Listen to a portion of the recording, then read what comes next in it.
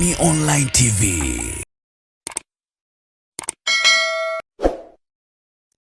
Chama cha Demokrasia na Maendeleo Chadema kimesema kimepokea kwa masikitiko makubwa kifo cha muasisi wake na mwenyekiti wa kwanza Mzee Edwin Mtei.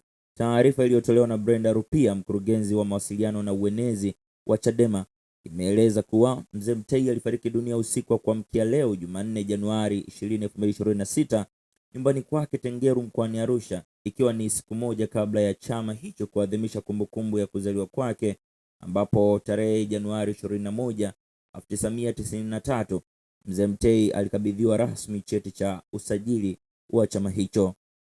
Kwa mujibu wa taarifa ya Chadema, taratibu za maombolezo za kuuaga mwili na mazishi zitatolewa baadaye leo, huku chama kikiwatangazia wananchi na wanachama kuwa siku 7 za maombolezo zitaanza mara moja na bendera za chama zitapepea nusu mlingoti katika kipindi chote cha maombolezo.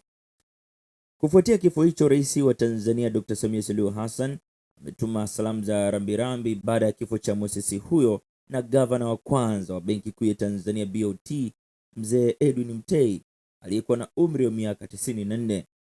Rais Samia ametuma salamu hizo leo Jumanne Januari 20, 2026 kupitia taarifa iliyotiwa saini na mkurugenzi wa mawasiliano ya Rais Ikulu Bakari Machumu.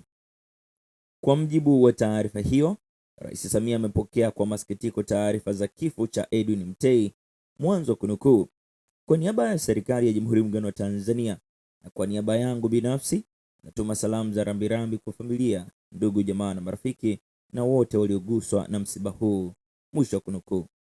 Amesema alikumbuka Mtei kama mmoja wa watumishi na viongozi wenye mchango katika ujenzi wa taifa kwenye eneo la fedha, mipango na uchumi.